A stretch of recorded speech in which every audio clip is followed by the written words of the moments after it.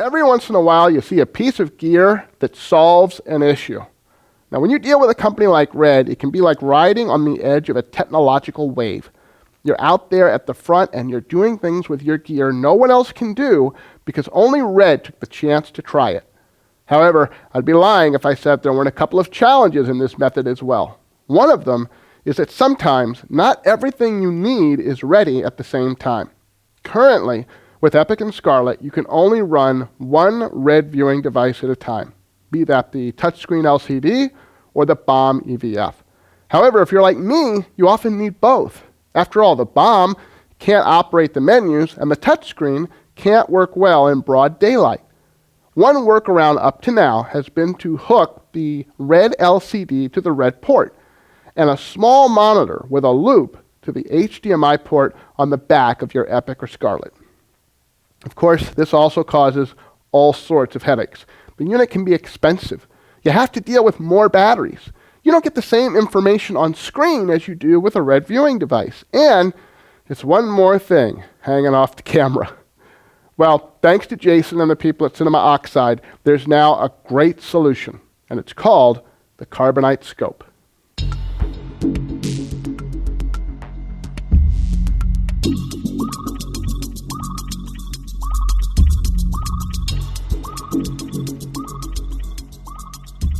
The Carbonite Scope is a shielded housing that's made of carbon fiber, which allows you to use your current Red LCD just like an EVF.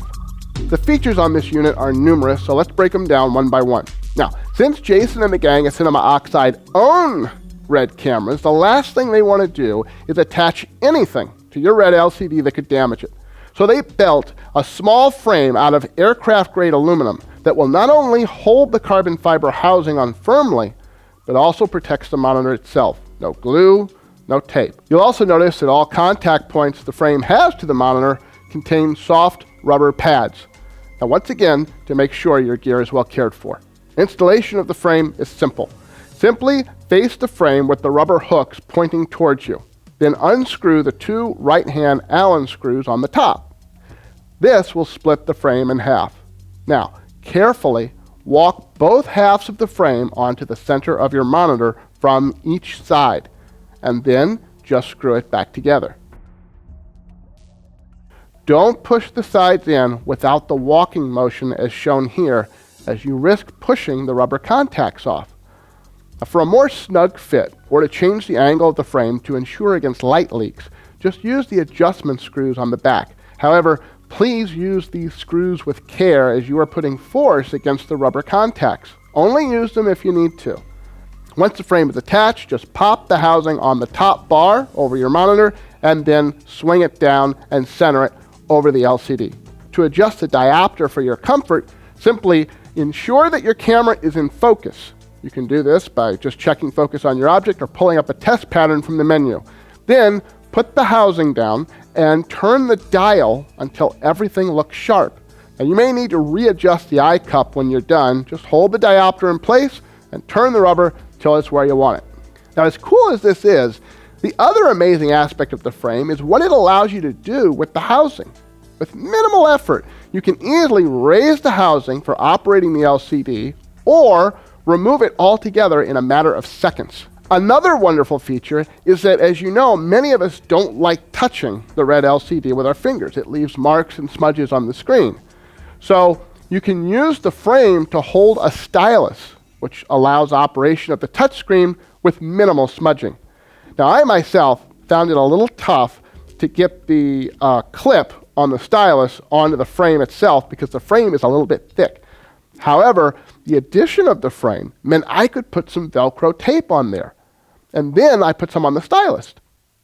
Now, normally I wouldn't do this because I don't like putting tape on my LCD. But with the addition of this frame, there are two perfect places for it, and it's out of the way. Works like a charm. Now let's take a look at the housing. As you can see, it's made of carbon fiber. Now, this is not the cheapest material around, but if you were to get the same strength using plastic, you'd have to make it heavier. In fact, we compared its weight with an ABS plastic EVF for the 5D. And even though the Carbonite Scope is double the size, it came in at the same weight. Now weight matters because the red LCD does not have tension control on its tilt mechanism. So a front heavy loop would be sure to loosen the LCD over time. And finally, the optics of this scope are first rate, with a diopter for people who wear glasses. But it serves more of a purpose than that. It also creates a confidence situation. You have the ability to adjust that diopter to make your focus perfect, and you never have to worry about who's out of focus, your camera or your housing.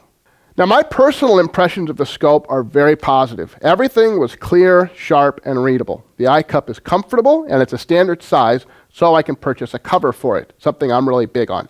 There's virtually no light leaks, so that's great. And I really love that there's no pixelation in the LCD. I was worried about this at first. With the 5D, and I put that thing on there, I can see every single pixel, and it drives me insane. But the images on the red LCD using the Carbonite Scope are wonderful. I even pressed the 1-to-1 zoom button, and it was still sharp and smooth. Here's a small story. We were setting up a shot to do this video, and I suddenly noticed there was noise in my shot on my Epic. At 320 ISO, I had noise. I looked at this footage. I had not seen this before looking at the LCD, but when I put the scope on, it was there clear as day, and so I panicked. I know a couple of you on Red User have been saying to me, you need to look into the noise issue we've got on our Epics. Well, I can tell you what I did to get noise into mine. Turns out I accidentally adjusted my exposure slider in the look menu, and that introduces noise. I'm not saying that was your problem, but it was mine, and the scope helped me find it. As I said at the beginning of this video, it's about more than just wanting a generic EVF for me. I wanted the information and the features of a red viewing device, but the ability to switch back and forth to the LCD without having to pull out a cable or switch out a piece of equipment. The Carbonite Scope does this perfectly. This is truly a professional piece of hardware, and it's meant to be operated in many different environments over a very long period of time.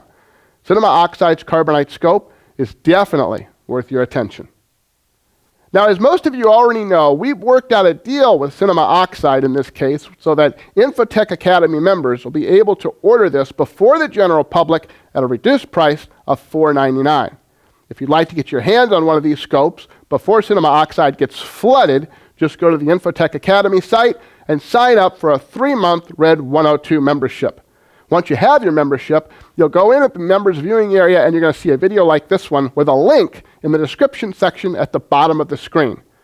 Click on that link, it'll take you to Cinema Oxide site, and you'll be able to pre-order your Carbonite Scope. Now be sure to use the email that you used when you signed up to Infotech Academy, because it will be checked to make sure that you qualify for the discount.